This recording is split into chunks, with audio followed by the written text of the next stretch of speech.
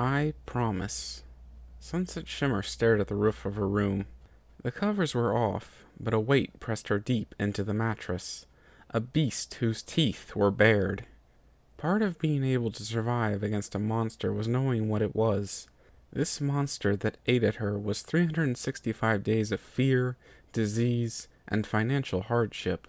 She wasn't afraid to speak its name, or speak of it in metaphor like others were. Coronavirus. She sat up in bed and grabbed her laptop. She opened it and logged in to check her bank statement again. She opened, as if hoping for some sort of miracle. With a grimace, she closed the tab and laid back down. Months of social isolation. Months of scrimping, saving, and trying to just get by. Months of mental anguish. And for what? She opened a new tab to My Book to check on her friends, just to feel like she was still somehow connected with them. She scrolled down her feed, seeing Applejack show her new toned muscles, Twilight showing off the new language she learned, Rainbow Dash had new guitar solos she was nailing. The post read, "At least I did something constructive in this terrible year." Sunset felt the teeth on her throat.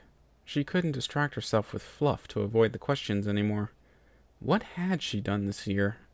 She closed the laptop again, laying back down. The clock ticked by on her wall. There were no get-togethers. There was no celebration. It was a year of silence, of counting what blessings you still had. What did she still have?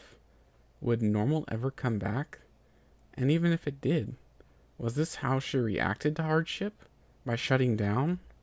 A police siren rang out against the silent city air and bashed against her windows.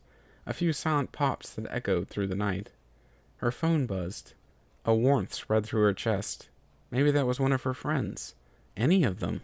Maybe even Wallflower. Anyone. She pulled it and scrolled to her text messages. Another spam text that wanted money to deal with those political extremists. A bucket of ice water chilled her soul as she reported and blocked the number. "What am I even doing?" she whispered. She opened My Book out of habit. At the top of her feed was a multicolored meme with a kitten licking her paws. "You will be okay.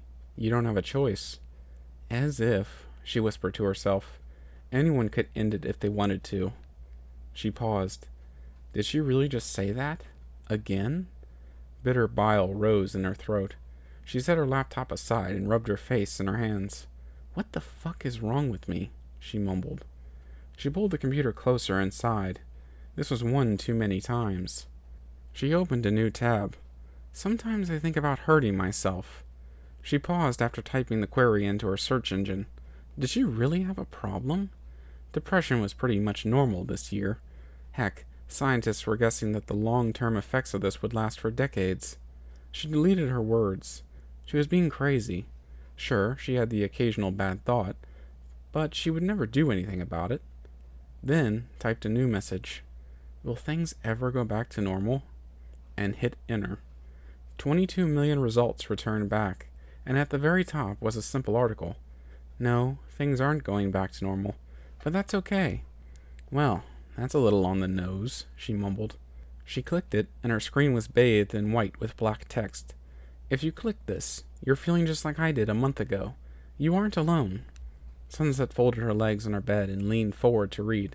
This year has been hard for every single person in our world, and it's undeniable that its effects are going to be felt for years to come.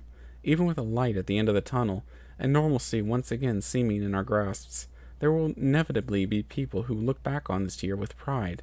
Perhaps they felt like they accomplished a new skill. Perhaps they defeated an inner demon. But that isn't who this is written for. Sunset felt borderline uncomfortable with the text she was reading.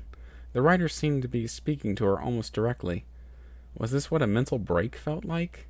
How many other people read this and felt the same sort of emotional connection to its words? Maybe the writer was just pretentious. I'm writing this for the person who is reading this because they're struggling and need help. If I could send money or food to each person who needed it, I would, but I confess that I'm not doing too hot myself. Writing doesn't exactly pay well. Sunset hovered her mouse on the close button. Was this some sort of pleading for money? But this isn't about me.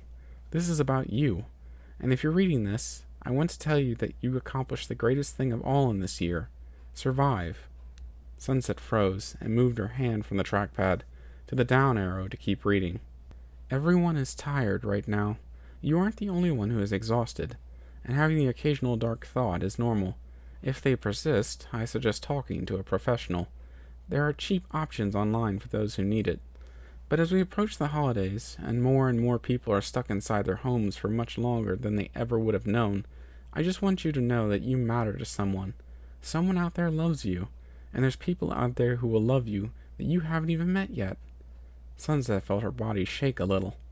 So, for the sake of yourself, and all of the people who are struggling right now, you are important, and I'm so excited for the amazing, beautiful future that's ahead for you, and I hope that reminding you that great things are still to come is enough a Christmas present for you, dear reader.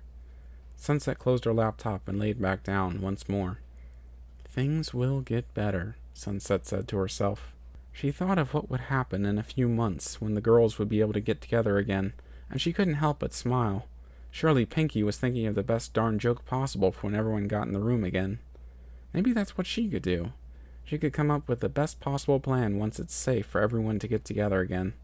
And with a gentle smile, she closed her eyes. The exhaustion took her much quicker than she could have possibly guessed, but for the first night in months, good dreams were awaiting her. Thank you for listening in.